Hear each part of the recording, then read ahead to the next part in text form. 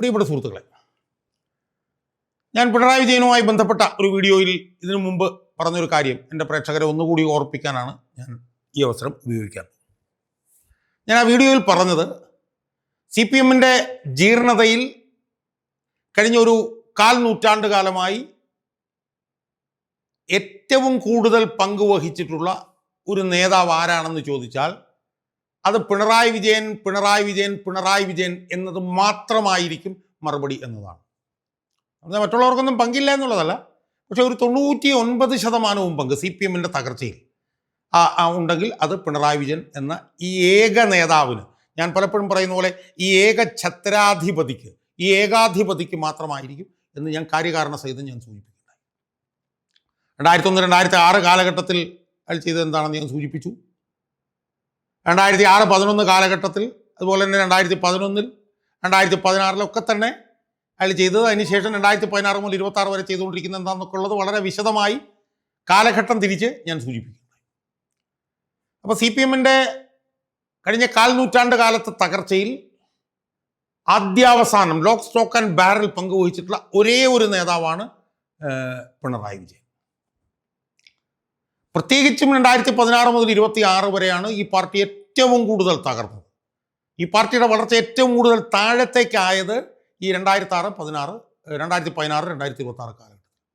അതിന് കാരണക്കാരൻ ഒരേ ഒരാൾ, വേറെ ആരെയും നമുക്ക് ചൂണ്ടിക്കാണിക്കാൻ പറ്റില്ല, ഒരേ ഒരാൾ, അത് പിണറായി വിജയനാണ് എന്നത് ഞാൻ എൻ്റെ നേരത്തെ വീഡിയോ. അതിൻ്റെ പ്രധാനപ്പെട്ട കാരണം എന്ന് പറയുന്നത്, താൻ നേതൃത്വം വഹിക്കുന്ന സർക്കാരിൻ്റെ പൂർണ്ണമായിട്ടുള്ള അധികാരങ്ങളും തൻ്റെ പാർട്ടിയുടെ അധികാരങ്ങളും തന്നിൽ തന്നെ പിണറായി വിജയൻ ഈ കാലഘട്ടത്തിൽ കേന്ദ്രീകരിച്ചു എന്നുള്ളത് കൊണ്ടാണ് ഈ പാർട്ടിയുടെ തകർച്ചയ്ക്ക് ഏറ്റവും വലിയ ഉത്തരവാദി പിണറായി വിജയനാണ് എന്ന് ഞാൻ നേരത്തെയുള്ള വീഡിയോകളിലൊക്കെ പറഞ്ഞിട്ടുണ്ട്. CPM സംബന്ധിച്ചിടത്തോളം CPM ഭരിക്കുമ്പോഴും പാർട്ടിയാണ് ഭരിക്കാറുള്ളത്, പാർട്ടി സെക്രട്ടറിയാണ് പരമോന്നത നേതാവ് എന്ന് ഞാൻ സൂചിപ്പിക്കേണ്ടത്. Pinarayi Vijayan 4 term party secretary ആയിരുന്ന സമയത്തും അന്ന് സർക്കാർ വന്നപ്പോഴും ഭരിച്ചുകൊണ്ടിരുന്ന പിണറായി വിജയനാണ്. 2006-2011 കാലഘട്ടത്തിൽ VS അച്യുതാനന്ദൻ മുഖ്യമന്ത്രി ആയിരുന്നെങ്കിൽ അന്നും ഭരണത്തിന് ചുക്കാൻ പിണറായി വിജയൻ്റെ കയ്യിലായിരുന്നു. കാരണം CPM സംസ്ഥാന സെക്രട്ടറി ആണല്ലോ പാർട്ടി വരുമ്പോഴും ഭരിക്കുക, CPM നയങ്ങളാണല്ലോ പാർട്ടി നടപ്പിലാക്കുക.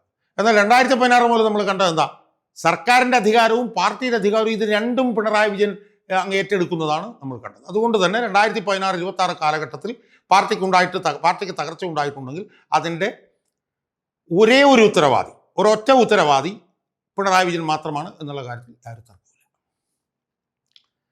ഇപ്പോൾ 2026 തെരഞ്ഞെടുപ്പ് നടക്കുമ്പോൾ തെരഞ്ഞെടുപ്പിൽ ഏറ്റവും പ്രധാനപ്പെട്ട വികാരം എന്താ സുഹൃത്തുക്കളെ? 2026 തെരഞ്ഞെടുപ്പ് നടക്കുമ്പോൾ ഏറ്റവും പ്രധാനപ്പെട്ട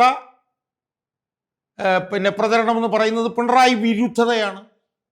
ഭരണവിരുദ്ധത പോലെ തന്നെ ജനങ്ങളുടെ മനസ്സിൽ രൂഢമൂലമായിട്ടുള്ള ഒരു വികാരം എന്ന് പറയുന്നത് പിണറായി വിരുദ്ധ വികാരമാണ്.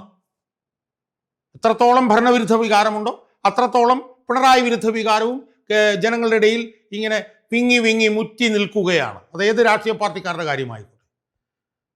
അതിന് പിണറായി വിജയൻ എന്തൊക്കെയാണ് ചെയ്തതെന്നുള്ളതൊന്നും ഞാൻ ഇപ്പോൾ പറയുന്നില്ല. ഏറ്റവും അവസാനമായി വീട്ടിൽ പോയി പറയൂ എന്ന് പറഞ്ഞത്, അതുപോലെ തന്നെ കഴിഞ്ഞ ദിവസം പത്രസമ്മേളനത്തിൽ കാണിച്ചതൊക്കെ ഉൾപ്പെടെ പിണറായി വിരുദ്ധ വികാരമാണ് ഏറ്റവും പ്രധാനപ്പെട്ടത്. അപ്പം അതുകൊണ്ട് തന്നെ ഈ തെരഞ്ഞെടുപ്പിൽ വലിയൊരു പരാജയം ഉണ്ടായിട്ടുണ്ടെങ്കിൽ അതിൻ്റെ ഉത്തരവാദിത്വം പിണറായി വിജയനായിരിക്കും എന്നുള്ള കാര്യത്തിൽ ഒരു CPM-കാരന് ഒരു സംശയം ഉണ്ടാവില്ല എന്നുള്ള കാര്യം നമുക്ക് നിസ്സംശയം പറയാം. കാരണം പാർട്ടി സെക്രട്ടറി എന്ന് പറഞ്ഞൊരു ഒരു സംവിധാനം ഇപ്പോൾ ഇവിടെ ഇല്ല. ഉണ്ടെങ്കിൽ തന്നെ അയാൾ വാതുറക്കുന്നത് പിണറായി വിജയന് വേണ്ടിയിട്ട്. അയാൾ കൂടുതൽ വാതുറന്നുകൊണ്ട് പാർട്ടി തന്നെ അയാളോട് പത്രസമ്മേളനം നടത്തേണ്ട, മാറി നിൽക്കണം എന്ന് പറഞ്ഞുകൊണ്ടിരിക്കും. പിണറായി വിജയൻ നിൽക്കാൻ പറഞ്ഞാൽ ഇരിക്കുകയും, ഇരിക്കാൻ പറഞ്ഞാൽ കിടക്കാൻ പറഞ്ഞാൽ ഉരുളുകയും ചെയ്യുന്ന ആളാണ് പാർട്ടി സെക്രട്ടറി എന്നുള്ള കാര്യത്തിൽ പാർട്ടി സെക്രട്ടറിക്ക് പോലും ഒരു സംശയം ഉണ്ടാവും എന്ന് എനിക്ക് തോന്നുന്നു. അതുകൊണ്ട് തന്നെ ഈ പാർട്ടി ദയനീയമായി പരാജയപ്പെട്ടാൽ അതിൻ്റെ ഏക ഉത്തരവാദി പിണറായി വിജയനായിരിക്കും എന്നുള്ള കാര്യത്തിൽ ആർക്കും ഒരു സംശയവുമില്ല. അപ്പം നമ്മുടെ മനസ്സിൽ ആദ്യം വരുന്നൊരു ചോദ്യം എന്താ, തോറ്റു കഴിയുമ്പോൾ പിണറായി വിജയൻ പ്രതിപക്ഷ നേതാവ് ആയിരിക്കുമോ എന്നുള്ളതാണ്. സ്വാഭാവികമായും തോറ്റു കഴിഞ്ഞാലും പിണറായി വിജയൻ തന്നെ ആയിരിക്കും പ്രതിപക്ഷ നേതാവ്. കാരണം പിണറായി വിജയനായിരുന്നു മുഖ്യമന്ത്രി സ്ഥാനാർത്ഥി. പിണറായി വിജയൻ ഏതായാലും തെരഞ്ഞെടുപ്പിൽ തോക്കാനുള്ള സാധ്യതയില്ല. 19,000 വോട്ട് കിട്ടി ജയിച്ച പിണറായി വിജയൻ ചിലപ്പോൾ ഒരു 10,000 വോട്ടിനൊക്കെ ജയിക്കാനുള്ള സാധ്യതയൊക്കെയിലേക്കാണ് കാര്യങ്ങൾ പോകുന്നത്. ഞാൻ വേറൊരു വീഡിയോയിൽ പറയുന്നുണ്ട്. എന്തായാലും തോറ്റ് കഴിയുമ്പോഴേ ഏറ്റവും സീനിയർ നേതാവ് പിണറായി വിജയനായിരിക്കും. സ്വാഭാവികമായും പ്രതിപക്ഷ നേതാവ് പിണറായി വിജയനായിരിക്കും എന്നുള്ള കാര്യത്തിൽ ആരും തർക്കമില്ല. പക്ഷെ തോറ്റ് കഴിയുമ്പോൾ എന്താ സംഭവിക്കുക? ജനങ്ങളുടെ ഇടയിൽ നിന്നും പാർട്ടി അണികളുടെ ഇടയിൽ നിന്നും പാർട്ടി നേതൃത്വത്തിൻ്റെ ഇടയിൽ നിന്നും പിണറായി വിജയനെതിരെ അതിരൂക്ഷമായിട്ടുള്ള വിമർശനങ്ങൾ പൂട്ടി ഒഴുകും എന്നുള്ള കാര്യത്തിൽ യാതൊരു തർക്കവുമില്ല. കാരണം പിണറായി വിജയൻ ഇത്രയും നാൾ 10 വർഷം പിടിച്ചെന്ന് എന്തുകൊണ്ടാണ്? അധികാരമുണ്ടായിരുന്നു, അധികാരത്തിൻ്റെ ദണ്ടുണ്ടായിരുന്നു എന്നുള്ളത് കൊണ്ടാണ് പാർട്ടിയിലൊക്കെ പിണറായി വിജയൻ തൻ്റെ എതിരാളികളെ ചവിട്ടി അരച്ചുകൊണ്ടിരുന്നത്. പക്ഷെ പാർട്ടിക്ക് അധികാരം നഷ്ടപ്പെടുന്നതോടുകൂടി അതിശക്തമായിട്ടുള്ള വിമർശനങ്ങൾ പിണറായി വിജയനെതിരെ ഉയർന്നു വരാനുള്ള സാധ്യതകൾ വളരെ വളരെ വലുതാണ് എന്നുള്ള കാര്യത്തിൽ ഒരു തർക്കവുമില്ല. കാരണം പിണറായി വിജയനെതിരെ ഉണ്ടായിരുന്ന വികാരം മുഴുവൻ പൂട്ടി ഒഴുകും ഈ തെരഞ്ഞെടുപ്പ് തോറ്റു കഴിയുമ്പോൾ. പാർട്ടി അണികൾക്കുള്ള പിണറായി വിജയനുള്ള രോഷവും പ്രതിഷേധവും നിയന്ത്രണാതീതമാകും ഈ തെരഞ്ഞെടുപ്പിന് മുമ്പ് തന്നെ വിമതന്മാർ പുറത്തേക്ക് വന്നിരിക്കുന്നു. അപ്പോൾ ഇത് കഴിയുമ്പോൾ അത് നിയന്ത്രണമില്ലാതെ പുറത്തേക്ക് വരും. അതുപോലെ ആ അണികളുടെ വികാരം പുറത്തേക്ക് വരുമ്പോൾ അത് നേതൃത്വത്തിൽ അത് പ്രതിഫലിക്കും. പിണറായി വിജയൻ്റെ അധികാരം പോയി കഴിയുമ്പോഴത്തേക്കും പിണറായി വിജയൻ അധികാരി അല്ലാത്തതുകൊണ്ട് എല്ലാവരും കൂടെ പിണറായി വിജയനെ കയറി കൈകാര്യം ചെയ്യുന്ന സ്ഥിതിയിലേക്ക് കാര്യങ്ങൾ പോകും. അപ്പോൾ എന്ത് ചെയ്യും പിണറായി വിജയൻ എന്നുള്ളതാണ് ഈ വീഡിയോയിൽ ഞാൻ ഇനി പറയാൻ പോകുന്നത്. പിണറായി വിജയനെ സംബന്ധിച്ചിടത്തോളം സ്ഥിതിഗതികൾ വളരെ ദയനീയമാകും തോറ്റു കഴിയുമ്പോൾ. ഒരാളും പിണറായി വിജയനെ സഹായിക്കാനുണ്ടാവില്ല. ഇപ്പോൾ തെരഞ്ഞെടുപ്പ് രംഗത്ത് പോലും പിണറായി വിജയൻ മാത്രമേ ഉള്ളൂ. പിണറായി വിജയനും പി ശശിയാണ് ഇപ്പോൾ തെരഞ്ഞെടുപ്പ് രംഗത്തുള്ളത്. അപ്പോൾ തോറ്റു കഴിയുമ്പോഴത്തേക്കുള്ള അവസ്ഥ പരമ ദയനീയമായി. അപ്പോൾ പ്രതിപക്ഷ നേതാവായി പിണറായി വിജയൻ തിരഞ്ഞെടുക്കപ്പെടുമെങ്കിൽ പോലും പിണറായി വിജയൻ പ്രവർത്തിച്ചു പോകാൻ വലിയ ബുദ്ധിമുട്ടായിരിക്കും. പിണറായി വിജയനെ മാറ്റണമെന്നുള്ള ആവശ്യം തന്നെ ചിലപ്പോൾ ശക്തമായി കൂടായികയില്ല. അത്രയ്ക്ക് എതിർപ്പുകളാണ് പിണറായി വിജയൻ നേരിടുന്നത്. സുഹൃത്തുക്കളെ, അപ്പോൾ പിണറായി വിജയനെ സംബന്ധിച്ചിടത്തോളം എന്താണ് പിണറായി വിജയൻ്റെ മുമ്പിൽ അപ്പോൾ ഉണ്ടാകാനിടയുള്ള വഴികൾ എന്ന് നമ്മൾ ചിന്തിക്കുമ്പോൾ നമുക്ക് കാണാൻ കഴിയുന്ന ഏറ്റവും പ്രധാനപ്പെട്ട ഒരു കാര്യം എന്ന് പറയുന്നത്, പിണറായി വിജയൻ 82 വയസ്സുണ്ട്, രോഗാതുരനാണ് പിണറായി വിജയൻ. പിണറായി വിജയൻ എന്തോ ഒരു പ്രധാനപ്പെട്ട രോഗമുണ്ട് എന്ന് ആളുകൾ പറയുന്നു. എൻ്റെ പേരിലേക്ക് ഞാൻ പോകുന്നില്ല, പക്ഷേ അത് വ്യാപകമായി ചർച്ച ചെയ്യപ്പെടുന്നു. ആ രോഗവുമായി ബന്ധപ്പെട്ടുകൊണ്ടാണ് പിണറായി വിജയൻ അമേരിക്കയിലും മയോ ക്ലിനിക്കിലൊക്കെ പോയി പലതവണ ചികിത്സ നേടിയത് എന്നുള്ള കാര്യവും നമുക്ക് അറിയാം. അപ്പോളോ ആശുപത്രിയിൽ പോയിട്ടുണ്ട്, മയോ ക്ലിനിക്കിലുമൊക്കെ പോയിട്ടുണ്ട്. സ്വാഭാവികമായും പിണറായി വിജയനുള്ളൊരു ഒരു ഗുണമെന്ന് പറയുന്നത് എന്താ? രോഗാതുരനായതുകൊണ്ട് രോഗത്തിൻ്റെ ചികിത്സ എന്ന് പറഞ്ഞ് ഇന്ത്യ വിടാനുള്ള ഒരു സൗകര്യം പിണറായി വിജയനുണ്ട്. രോഗാതുരനായതുകൊണ്ട് അതിന് ചികിത്സയ്ക്ക് വേണ്ടി പോവുകയാണ് എന്നും പറയാവുള്ളൂ.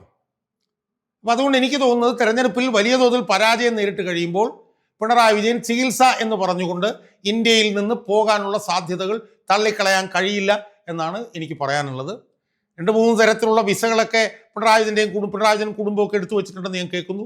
ലോങ് ടൈം ആയിട്ട് സ്റ്റേറ്റ്സിൽ താമസിക്കാനുള്ള വിസ എടുത്തിട്ടുണ്ടെന്ന് കേൾക്കുന്നു. ടൂറിസ്റ്റ് വിസ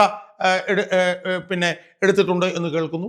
ഗൾഫിൽ നിന്നുള്ള ഗോൾഡൻ വിസ എടുക്കാനുള്ള ശ്രമങ്ങൾ നടക്കുന്നുണ്ട് എന്നും കേൾക്കുന്നു. എന്തായാലും പിണറായി വിജയൻ ദയനീയമായി പരാജയപ്പെട്ട് കഴിയുമ്പോൾ, പിണറായി വിജയനെതിരായിട്ടുള്ള വിമർശനങ്ങൾ ശക്തമാകുമ്പോൾ, പിണറായി വിജയൻ രോഗാതുരനാണ് എന്നുള്ളത് കാണിച്ച് രോഗത്തിൻ്റെ മറവിൽ അദ്ദേഹം അമേരിക്കയിലേക്ക് പോകാനുള്ള സാധ്യത, അദ്ദേഹത്തിന് സ്ഥിരമായിട്ടുള്ള ചികിത്സ നടക്കുന്നത് മയോ ക്ലിനിക്കിലാണ്, സ്വാഭാവികമായും അങ്ങോട്ടേക്ക് പോകാനുള്ള സാധ്യതകൾ നമുക്ക് തള്ളിക്കളയാൻ കഴിയില്ല. തോറ്റു കഴിയുമ്പോൾ ഉണ്ടാകുന്ന മാനസിക സംഘർഷത്തിൽ നിന്ന് രോഗം മൂർച്ഛിക്കാനുള്ള സാധ്യതയും നമുക്ക് തള്ളിക്കളയാൻ കഴിയില്ല. കാരണം ഉമ്മൻചാണ്ടിയുടെ കാര്യത്തിലും കോടിയേരി ബാലകൃഷ്ണൻ്റെ കാര്യത്തിലൊക്കെ നമ്മളത് കണ്ടതാണ്. അത് ആവർത്തിക്കപ്പെടാനുള്ള സാധ്യത നമുക്ക് തള്ളിക്കളയാൻ കഴിയില്ല. എന്തായാലും ഒരു കാര്യം ഉറപ്പാണ്, തോൽവി നേരിട്ട് കഴിയുമ്പോൾ രോഗത്തിൻ്റെ മറവിൽ രോഗാതുരനായിട്ടുള്ള ആണ് എന്നുള്ള കാരണം പറഞ്ഞ് പിണറായി വിജയൻ ഇന്ത്യ വിട്ടാൽ പോലും അതിൽ അത്ഭുതപ്പെടാനില്ല എന്നാണ് എനിക്ക് തോന്നുന്നത്.